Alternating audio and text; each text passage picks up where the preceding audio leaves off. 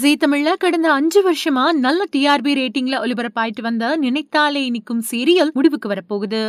இந்த சீரியல் ரசிகர்களுக்கு ரொம்ப பெரிய சோகத்தை ஏற்படுத்தி இருக்கு.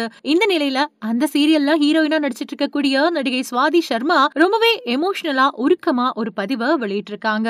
அவங்க அப்படி அந்த பதிவுல என்ன வெளியிட்டு இருக்காங்க அப்படின்றத பத்தி இப்போ நாம இந்த வீடியோவுல தெளிவா பார்க்கலாம். ஜீ தமிழ்ல 1000 எபிசோடுகளை கடந்து ஓடிக்கிட்டு இருக்கக்கூடிய சீரியல் தான் நினைத்தாலே இனிக்கும். இந்த சீரியல் 2021வது வருஷத்துல ஆரம்பிக்கப்பட்டு மக்கள் மத்தியில நல்ல வரவேற்பு பெற்று வந்தது.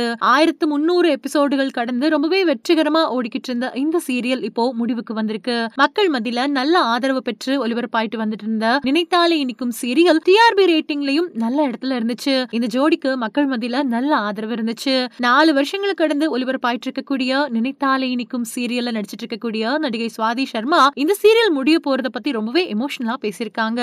4 வருஷமா ஒரே குடும்பமா இந்த சீரியல்ல நாங்க எல்லாரும் இருந்துட்டு வந்தோம். இப்போ இந்த சீரியல் முடிவுக்கு வரப்போறது நிஜமாவே மனசுக்கு ரொம்ப வருத்தமா இருக்கு. மக்கள் மத்தியில இந்த சீரியலுக்கு நல்ல ஆதரவு இருந்துச்சு. அதே மாதிரி எங்க ஜோடிக்கும் நல்ல ஆதரவு கொடுத்தாங்க. இப்போ இந்த சீரியல் முடிவடைய போறது மனசுக்கு ரொம்பவே கஷ்டமா இருக்கு. ஆனா இவ்வளவு நாட்கள் எங்களுக்கு ஆதரவு கொடுத்த ரசிகர்களுக்கும் எங்க கூட இவ்வளவு நாளா இணைஞ்சிருந்த நினைத்தாலே இனிக்கும் டீமுக்கும் நான் ரொம்பவே நன்றி சொல்லிக்கிறேன். இந்த சீரியல் மூலமா மக்கள் மத்தியில எனக்கு நல்ல வரவேற்பும் ஆதரவும் கிடைச்சது. இப்போ இந்த சீரியல் முடிய போறது உண்மையிலேயே ரொம்பவே வருத்தமா இருக்கு அப்படின்னு ரொம்ப எமோஷனலா பேசியிருக்காங்க சுவாதி சர்மா. சோ இந்த வீடியோ பார்த்துட்டு இருக்கிற நீங்க நடிகை சுவாதி சர்மா பேசியிருக்கக்கூடிய இந்த விஷயத்தை பத்தி என்ன நினைக்கிறீங்க அப்படிங்கறத மறக்காம கீழே இருக்கிற கமெண்ட் செக்ஷன்ல ஷேர் பண்ணுங்க. மேலும் இது போன்ற பல முக்கியமான தகவல்களை தெரிஞ்சுக்க நம்ம சேனலை மறக்காம சப்ஸ்கிரைப் பண்ணுங்க.